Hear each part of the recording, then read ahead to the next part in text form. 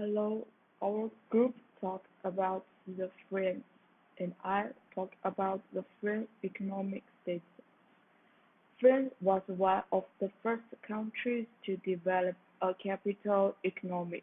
Therefore, the economic started very early and the economic has been relatively developed.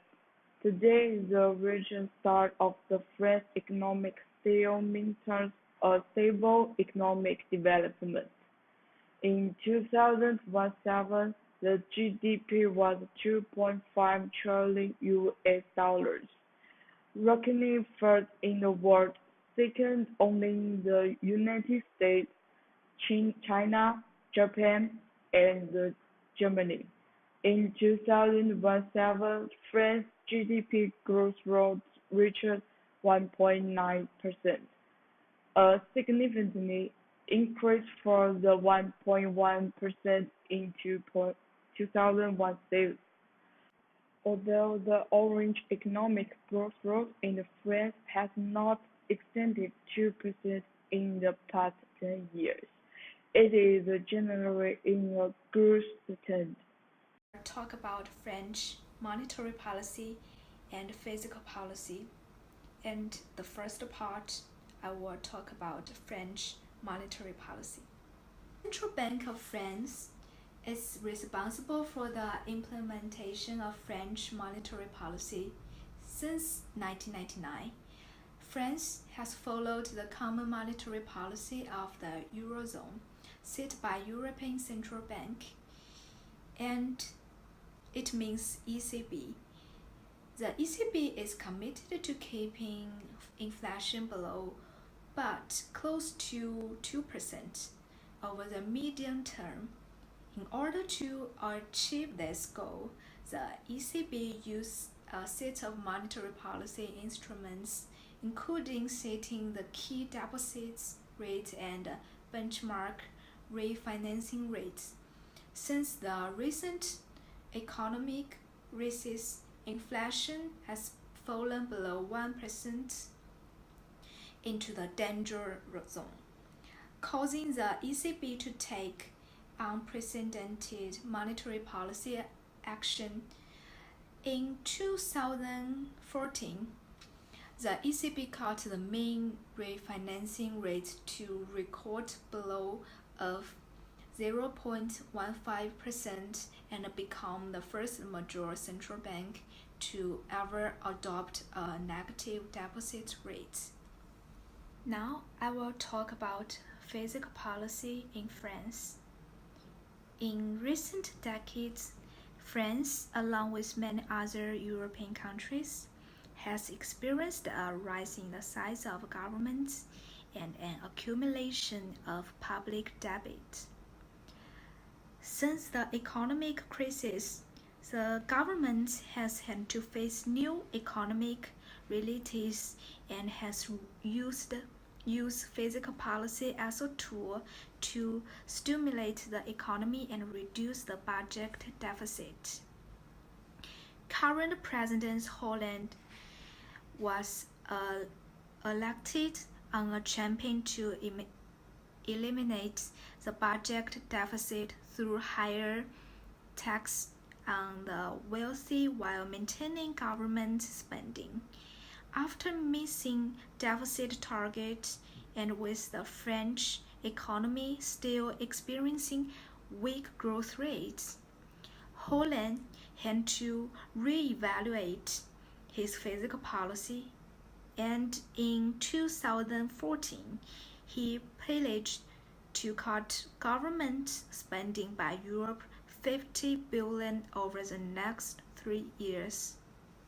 Hello, my name is Luo Zhirui. I'm going to tell you about analyze the trend of the variables of France. The first one is economic overview. Global demand for French export is expected to grow 3.4% in 2017 and 2.4% in 2016. The reasons for the acceleration include the recovery of the US economy, the emergence of Brazil and Russia from recessions, and increased import demand from emerging economies.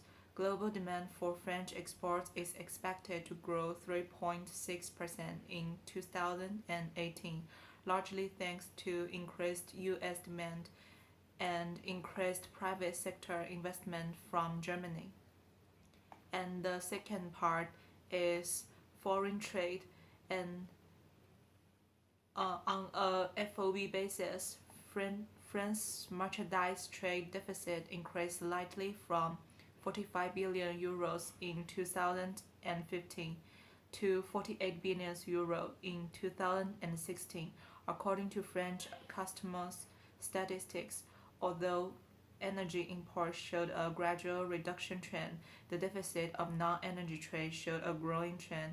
With oil price rising again, the trade deficit will increase further in 2017 and 2018 to an estimated 56 billion euros. And the third part is domestic private demand. For French household consumption grew by 1.8% in 2016 and 1.2% in 2017 and 1.5% in 2018, in line with the increase in consumer purchasing power. The savings rate is expected to remain stable. In 2018, the savings rate will remain at 14.5%. And the fourth part, investment by residents. After rising 2.1% in 2016, the growth rate of household investment will reach 3.5% in 2017 and 3.6% in 2018. This growth reflects both better economic conditions such as improved consumer spending and employment and improved domestic fiscal conditions, and zero interest loans for home buyer on January 1, 2016, and a series of tax incentives for new home buyers are all positive factors to promote residents' investment. By the end of 2018, building permits will be issued at the same level as in 2010 and 2011. And the fifth part is business investments. Thanks to low interest rate and higher depreciation subsidies introduced in 2013, French business investment grew strongly in 2016 at 4%. This rate of growth will gradually slow as depreciation subsidies expire, but is estimated to be 3.2% in 2017 and 3% in 2018, supported by domestic and foreign demand. The sixth part is inflation rate.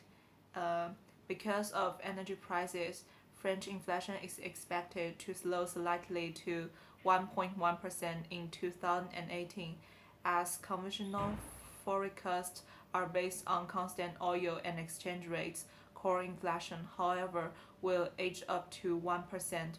Prices of manufactured goods will stabilize in 2018 because they will no longer be dragged down by exchange rate, but will be boosted by foreign commodity price and non-energy commodity prices. Moreover, inflation in the services sector will continue to rise as nominal wages accelerate. And the last part is job market. Employment growth in France's non-market sector will slow in 2017, with an average of 20,000 new jobs a year, compared with 30,000 in 2016. By 2018, that number will be negative, with 15,000 non-market jobs expected to be cut in 2018 amid expectation of reduced recruitment subsidies.